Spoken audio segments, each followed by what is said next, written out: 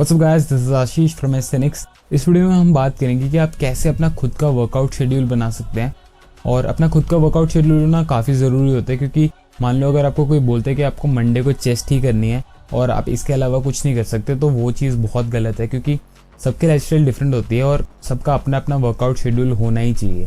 तो आपके लिए बेस्ट ऑप्शन ये है कि आप अपना खुद का वर्कआउट शेड्यूल बनाओ, क्योंकि आपसे ज़्यादा आपकी लाइफस्टाइल को कौन जानता है। तो आगे इसी के बारे में वीडियो में बात करेंगे। विदाउट फर्दर ड्यू शुरू करते हैं।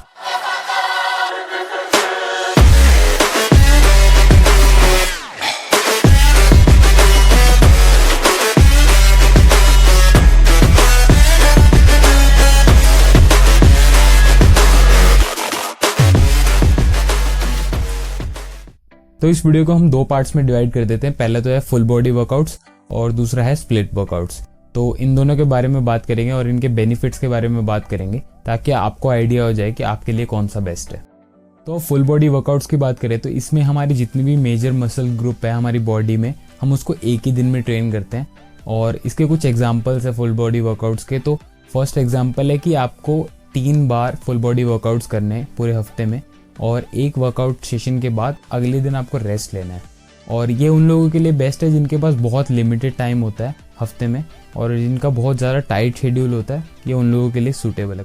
सेकंड जो एग्जांपल है फुल बॉडी वर्कआउट्स का, वो है हफ्ते में 5 बार फुल बॉडी वर्कआउट्स करना। जैसे कि आप मंडे को कर रहे हो फुल बॉडी, ट्यूसडे, वेडनेसडे, फिर आप थर्सडे को रेस्ट ले लेना, ताकि आपकी बॉडी अच्छी तरह रिकवर हो जाए।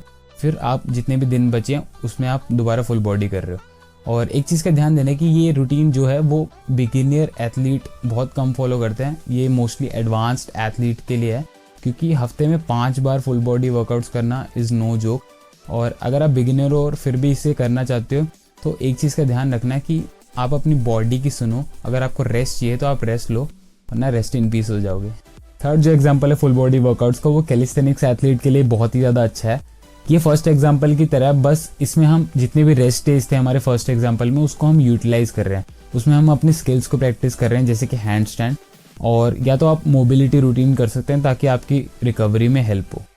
तो अब बात करते हैं स्प्लिट वर्कआउट्स की। तो स्प्लिट वर्कआउट में हम क्या करते हैं कि अपने वर्कआउट शेड्यूल को throughout the week divide कर देते हैं, या तो मसल ग्रुप के अकॉर्डिंग या फिर मूवमेंट पैटर्न के अकॉर्डिंग। और इसमें बहुत ज़्यादा वेराइटी है, पर अभी हम उन शेड्यूल्स के बारे में बात करेंगे जो बहुत ही ज़्यादा कॉमन है और मोस्टली लोग यूज़ करते हैं।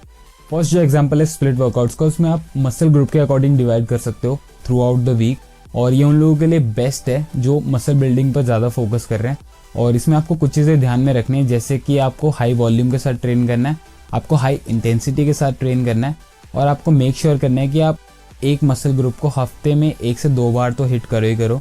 और कोशिश करना है कि अगर आप एक मसल ग्रुप को हिट कर रहे हो तो उसके 48 आवर्स बाद ही दोबारा उस मसल ग्रुप को टारगेट करना, ताकि उसको प्रॉपर रेस्ट मिल जाए बीच में। सेकंड जो एग्जांपल है स्प्लिट वर्कआउट्स का, वो है पुश पुल लेग्स।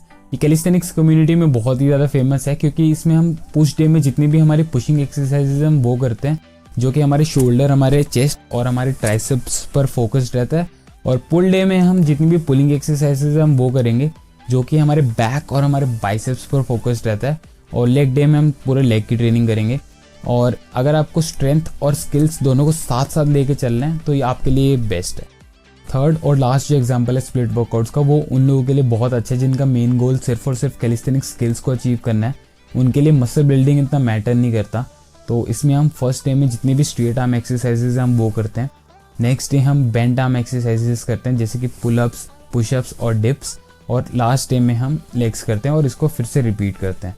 और ये स्प्लिट इतना आसान भी नहीं, क्योंकि ये प्रोफेशनल जिम्नास्ट यूज़ करते हैं, क्योंकि एक एवरेज ह्यूमन में इतना स्ट्रेट आर्म स्ट्रेंथ नहीं होता कि वो पूरा सेशन ही कर पाए स्ट्रेट आर्म स्ट्रेंथ का। अब मैं बताता हूँ कि मुझे क्या सीखने को मिला इन सब से, क्योंकि मैं ऑलमोस्ट हर एक स्प्लिट ट्राई कर चुका हूँ और मेरे को ये कंक्लूजन मिला कि दे ऑल वर्क। बस सबके अलग अलग एडवांटेजेस हैं, तो आपको खुद देखने कि आपके लिए कौन सा बेस्ट है। एक और चीज़ है जो आप कर सकते हो कि मान लो आपको पता है कि आपका जो आने वाला वीक है वो फिक्स नहीं है, आपको कभी भी काम आ सकता है, तो ऐसे में आप फुल बॉडी वर्कआउट ट्राई करो।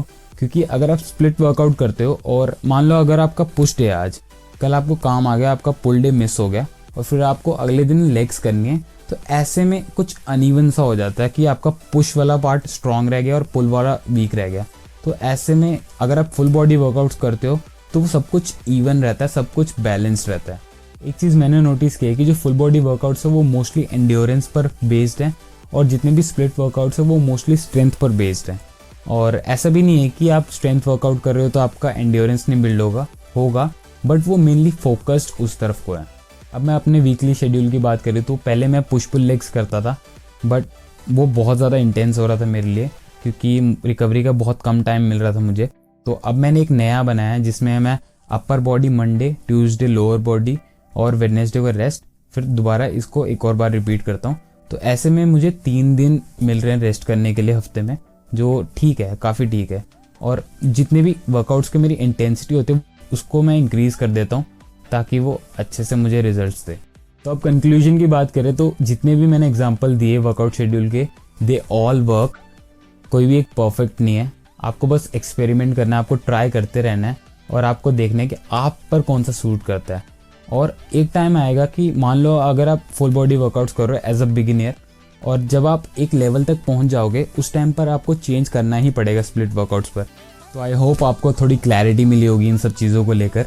अगर आपको कोई डाउट है तो आप कमेंट सेक्शन में लिख सकते हो। Thanks for watching, see you in the next video.